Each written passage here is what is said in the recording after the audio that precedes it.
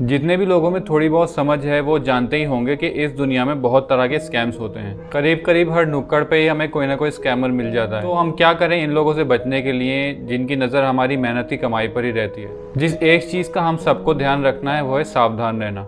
अब कोई छोटी छोटी बातें होती हैं उनमें तो हम ज़रूर सावधान रह लेते हैं, जैसे कि रिक्शा वाला 5 रुपये एक्स्ट्रा नहीं मांग ले या सब्ज़ी वाला 2 मिर्चें कम ना डाल दे। लेकिन जब बड़े अमाउंट की बात आती है तो हम लोग ढील कर देते हैं और हमारी छोटी सी गलती हमारे पूरे बैंक बैलेंस को भी साफ कर सकती है। तो अब जैसा कि आप जानते हैं स्कैम्स कई तरह के होते हैं, जिसमें ऑनलाइन स्कैम सबसे ज़्यादा फेमस है। क्योंकि लोग इतने ज़्यादा टेक्निकल नहीं होते तो उनको पता नहीं होता कि एक छोटे से OTP नंबर देने से ही उनके बैंक अकाउंट में से एक बड़ा अमाउंट भी जा सकता है। जैसे कि ये स्कैम मैंने रिसेंटली देखा, जहाँ पर एक आदमी किसी दूसरे आदमी से 10,000 रुपये की अमाउंट लूटने की कोशिश कर रहा था। वो उससे OTP मांग रहा था और उससे कह रहा था कि आप बस ये OTP उसके अंदर डालिए और आपको 10,000 रुपीज़ कैशबैक मिल जाएगा। लेकिन असलियत और कुछ थी। असलियत ये थी कि 10,000 रुपीज़ उसके अकाउंट में से चले जाते अगर वो OTP डाल देता तो। अब वो थोड़ा बहुत टेक्निकल था और थोड़ा सा स्मार्ट भी था, इसलिए उसको तो पता लग गया कि ये स्कैम है। बट जिन्होंने नया नया UPI या GPay, गूगल पे, फ़ोनपे, पेटीएम ये सब यूज़ करना शुरू किया है, हो सकता है उन्हें पता ही ना हो कि ये UPI पिन डालने से पैसा आने के बजाय पैसा जा सकता है। अगर आप ये वीडियो पूरा देखना चाहते हैं तो मैं डिस्क्रिप्शन में लिंक डाल दूंगा, आप वहाँ से जाकर देख सकते हैं। बट ओवरऑल इसकी मेन जो बात थी वो यही थी कि वो OTP मांग रहा था, बोला था आप बस OTP डाल दीजिए और आपको कैशबैक मिल जाएगा। अब दोस्तों कैशबैक में हमें एक बात बहुत ज़्यादा ध्यान रखनी है, बहुत बड़ी बड़ी कंपनीज बहुत बड़ा काम करने के बाद भी हमें शायद 2,000 या 3,000 ही कैशबैक देती हैं। जैसे कि मान लीजिए आपने कोई iPhone 12 या ऐसा कुछ ख़रीद लिया या तो फिर iPad ख़रीद लिया, कोई ऐसी महंगी सी चीज़ ख़रीद ली, तो उस पर हमें जाकर ऑफ़र मिलता है कि आप 80,000 90,000 का कोई ट्रांजैक्शन कर रहे हैं तो बैंक शायद आपको 4,000 5,000 कैशबैक दे दे। वो उन टाइम पर हो सकता है मिल जाए, बट ऐसे बैठे ठाले कैशबैक नहीं मिला करते।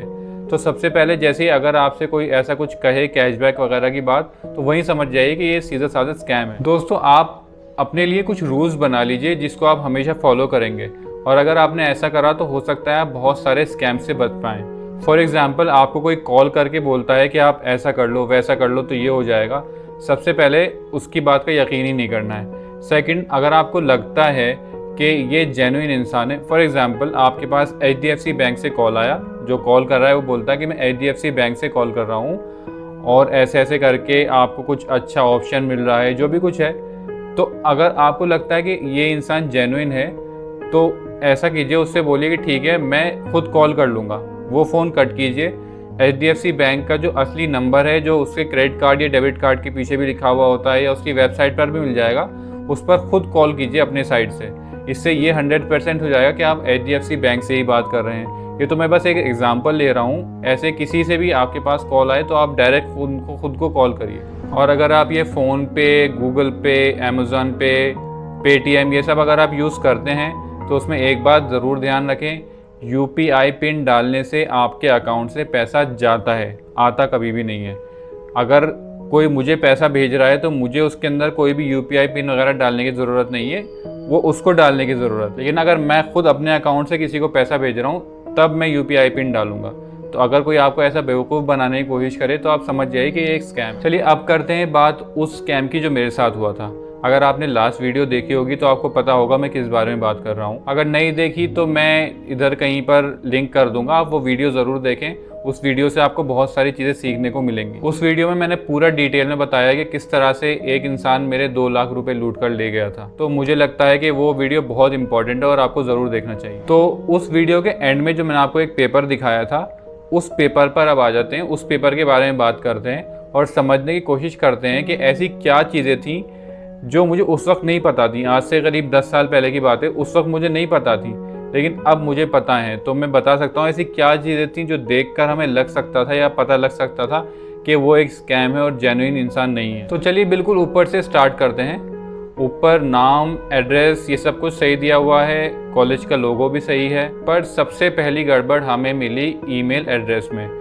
एक बात ज़रूर ध्यान रखिएगा दोस्तों, किसी भी कॉलेज, यूनिवर्सिटी या कोई भी बड़ा ऑर्गेनाइजेशन है, उसका ऑफिशियल ईमेल एड्रेस कभी भी @hotmail.com पर एंड नहीं होता, या कुछ भी @gmail, @yahoo इन सब पर एंड नहीं होता, क्योंकि इन कॉलेजेस की अपनी खुद की वेबसाइट्स होती हैं, जैसे कि इस केस में JSSAT.com या JSSAT.in इस टाइप की कुछ वेबसाइट हो सकती है। अब कंफर्म करने के लिए हम गूगल पर जाकर उस कॉलेज का नाम लिख सकते हैं, तो उसकी ऑफिशियल जो वेबसाइट है वो सबसे ऊपर अपने आप आ जाती है। तो उसके अंदर हम जाकर देख सकते हैं और कंफर्म कर सकते हैं कि क्या है इसकी असली ईमेल एड्रेस और वेबसाइट। तो जो उसका असली ईमेल एड्रेस होगा वो इस तरह से होगा, फॉर एग्जांपल contact@jssate.in, इस टाइप से।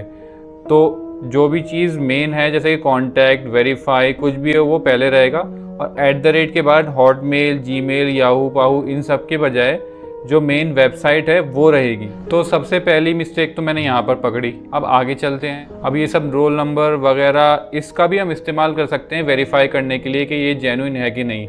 कैसे? ऊपर जो फ़ोन नंबर दिया हुआ है उस पर या तो फिर गूगल पे से असली वाला जो फ़ोन नंबर है वो फ़ोन नंबर ढूंढकर हम उस नंबर पर कॉल करके पूछ सकते हैं कि सर ये नाम, ये रोल नंबर, इस तरह से ये हम हैं और ये आपके यहाँ एनरोल हुआ है कि नहीं, इस नाम से किसी का आपके यहाँ एडमिशन हुआ है कि नहीं।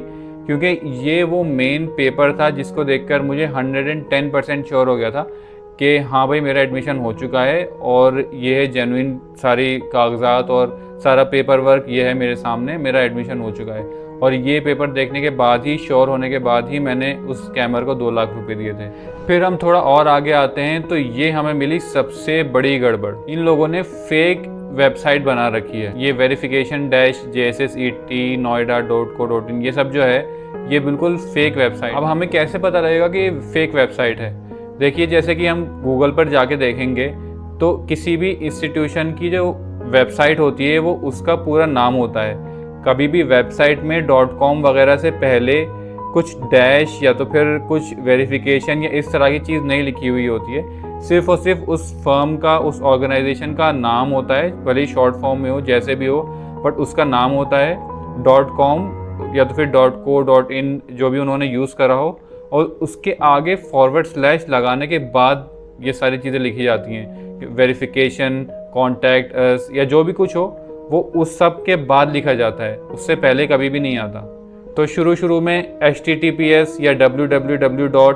ये सब आ गया। उसके बाद मेन जो फर्म का नाम या तो फिर ऑर्गेनाइजेशन का नाम, जिस नाम से उनकी वेबसाइट बनी हुई है वो आ गई, जो कि आप गूगल पर से जाकर कंफर्म कर सकते हैं क्या है। उसके बाद डॉट, फिर com या co.in जो भी कुछ होता है वो, और उसके बाद / लगाकर बाकी सारी चीज़ें आती हैं जो हमें एक ऐसे पेज पर रीडायरेक्ट कर दी हैं जहाँ पर अपने आप को वेरीफाई या तो फिर कॉलेज से कांटेक्ट कर सकते हैं या ऐसी बहुत सारी चीज़ें कर सकते हैं। देखिए दोस्तों, ये बहुत ही बारीक चीज़ें हैं जिनसे हम पता लगा सकते हैं कि ये स्कैम है या नहीं, या तो फिर ये जेन्युइन है या नहीं। पर जैसा कि मैंने आपको लास्ट वीडियो में बताया था कि स्कैम से बचने की या किसी भी तरह के स्कैम से बचने की निंजा टेक्निक ये है कि किसी पर भी भरोसा मत कीजिए, और जब पैसे देने की बात आए तो बिल्कुल भी मत कीजिए। बल्कि मैं तो ये कह रहा हूँ, आप तो ये समझिए कि सारे लोग स्कैमर ही हैं। इससे ये होगा कि आप और ज़्यादा सतर्क हो जाएंगे, और ज़्यादा होशियार हो जाएंगे, और एक एक कदम भी बहुत ज़्यादा ध्यान से रखेंगे। और हमेशा डायरेक्ट उस ऑर्गेनाइजेशन के टच में आएँ, उनको कॉन्टैक्ट करें, कॉल करें, ईमेल करें, कुछ भी करें, लेकिन उस ऑर्गेनाइजेशन के डायरेक्ट टच में आएँ और उनसे डायरेक्ट बात करें कि ये चीज़ सही है या नहीं, और वहाँ पर जाके सब कुछ दूध का दूध पानी का पानी हो जाएगा। उम्मीद करता हूँ कि मैंने आपके सामने कुछ ऐसी बातें रखी हैं जिससे आपको कुछ सीखने को मिला है, और आने वाली लाइफ में आप इन चीज़ों को ज़रूर अप्लाई करेंगे और इस तरह के स्कैम्स, फ्रॉड, इनसे बच पाएंगे और अपना मेहनत का कमाया हुआ पैसा बचा पाएंगे। चलिए अब इस वीडियो को यहीं एंड करते हैं और मिलते हैं नेक्स्ट वीडियो में। पीस।